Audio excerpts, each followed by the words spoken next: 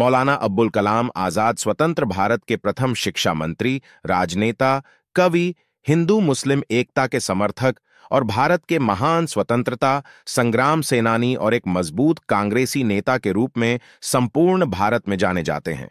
मौलाना अबुल कलाम आजाद का असली नाम अब्बुल कलाम गुलाम मुहिउद्दीन है, लेकिन इन्हें मौलाना आजाद नाम से ही जाना जाता है। वे गांधी जी और उनकी अहिंसावादी विचारधारा के अनुयायी थे। उन्होंने गांधी जी के साथ अहिंसा का साथ देते हुए सविनय अवज्ञा और असहयोग आंदोलन में हिस्सा लिया था। उन्होंने धार्मिक सद्भाव के लिए काम किया है और देश विभाजन के कट्टर प्रतिद्वंद्वी भी थे। मौलाना आजाद ने लंबे समय तक भारत की आजादी की लड़ाई लड़ी, साथ ही भारत पाकिस्तान विभाजन के गवाह बने। इनके जन्म दिवस 11 नवंबर को संपूर्ण भारत में राष्ट्रीय शिक्षा दिवस के रूप में मनाया जाता है। अबुल कलाम आजाद का जन्म 11 नवंबर 1888 को मक्का में हुआ था। इनकी माता का नाम आलिया था और पिता का नाम मोहम्मद खैरुद्दीन था, जो अफगान उलमाओं के खानदान से वास्ता रखते थे। बाबर के समय में हेरात से भारत आकर बस गए थे। इनके पिता 1857 क्रांति के समय भारत छोड़कर मक्का चले गए और 1890 में भारत वापस आ गए और कलकत्ता में बस गया। 1899 में इनकी माता का देहांत हो गया। 13 साल की उम्र में मौलाना आजाद की शादी जुलेखा बेगम से हो गई। इनकी प्रारंभिक शिक्षा इस्लामी तौर तरीके से शुरू हुई। कम उम्र पर ही इन्हें अच्छी शिक्षा प्राप्त हो गई थी। इसके सिवाय इन्हें गणित, इतिहास और दर्शन शास्त्र की भी शिक्षा प्राप्त हुई। मौलाना आजाद न सिर्फ हिंदी व उर्दू बल्कि अरबी और फारसी के भी अच्छे विद्वान थे। मौलाना आजाद एक मेधावी छात्र थे जिनमें विशेष ज्ञान की योग्यता थी, जो उन्हें समकालीन से आगे रहने में मदद करता था। मौलाना आजाद को एक विशेष शिक्षा और ट्रेनिंग दी गई जो मौलवी बनने के लिए जरूरी थी। ब्रिटिश हुकूमत के खिलाफ छिरी जंग में मौलाना आजाद भी एक अहम क्रांतिकारी थे। ये अंत तक देश के विभाजन के कट्टर विरोधी रहे, साथ ही देश में पनप रही सांप्रदायिकता के सबसे कट्टर विरोधी थे। 1912 में कलकत्ता से उर्दू भाषा की एक पत्रिका अल हिलाल के माध्यम से देश की जनता का मार्गदर्शन किया। 1914 में अल हिलाल को बैन कर दिया गया। तब इन्होंने अल बलाग नाम से पत्रिका निकाली, जो अल हिलाल का ही उद्देश्य पूरा करने के माध्यम से स्थापित की गई थी। मौलाना आजाद का नाम कांग्रेस के दिग्गज नेताओं में शुमार है। कांग्रेस के 1923 के दिल्ली अधिवेशन की अध्यक्षता करने वाले कांग्रेस के सबसे युवा अध्यक्ष बने। इतनी कम उम्र में पहली बार किसी नेता को यह पद मिला था। इसके बाद इन्होंने दिल्ली में एकता सम्मेलन में किया, साथ ही खिलाफत एवं स्वराजी के बीच मतभेद कम करने की कोशिश की।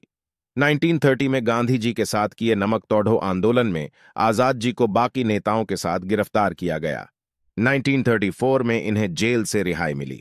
इसके बाद इन्होंने भारत सरकार अधिनियम के तहत चुनाव के आयोजन में मदद की। केंद्रीय विधायिका में संयुक्त राष्ट्र के निर्वाचित सदस्यों की बड़ी संख्या के कारण वे 1937 के चुनावों में नहीं थे। 1940 में आजाद जी को रामगढ़ सेशन से कांग्रेस का प्रेसिडेंट बनाया गया। वहां उन्होंने धार्मिक अलगाववाद की आलोचना और निंदा की और साथ ही भारत की एकता के संरक्षण की बात कही। वे वहां 1946 तक रहे। भारत की आजादी के बाद मौलाना जी ने भारत के नए संविधान सभा के लिए कांग्रेस की तरफ से चुनाव लड़ा। भारत पाकिस्तान विभाजन के समय इन्होंने भारत देश में मुस्लिम समुदाय की रक्षा की जिम्मेदारी ली।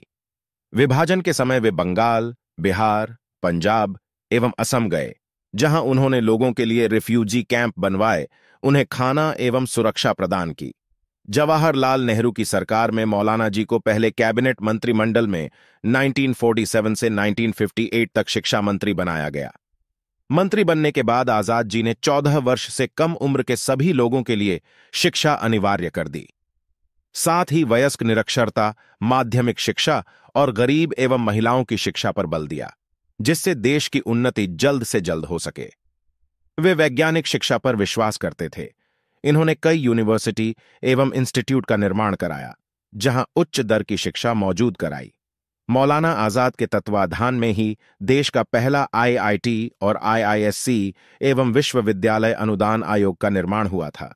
2 फरवरी 1958 को दिल का दौरा पड़ने से मौलाना आजाद जी की अचानक दिल्ली में मृत्यु हो गई। 1989 में मौलाना आजाद के जन्म दिवस पर भारत सरकार द्वारा शिक्षा को देश में बढ़ावा देने के लिए मौलाना आजाद एजुकेशन फाउंडेशन बनाया गया। मौलाना आजाद के जन्म दिवस पर 11 नवंबर को हर साल नेशनल एजुकेशन डे मनाया जाता है। मौलाना आजाद को भारत रत्न से भी सम्मानित किया गया है। भारत में शिक्षा के क्षेत्र में बदलाव लाने की शुरुआत मौलाना आजाद जी ने ही की थी। उनको भारत देश में शिक्षा का संस्थापक कहें तो ये गलत नहीं होगा। आज मौलाना जी के अथक प्रयास के चलते ही भारत शिक्षा में इतना आगे आ गया। मौलाना जी जानते थे, देश की उन्नति एवं विकास के लिए शिक्षा का मजबूत होना बहुत जरूरी है।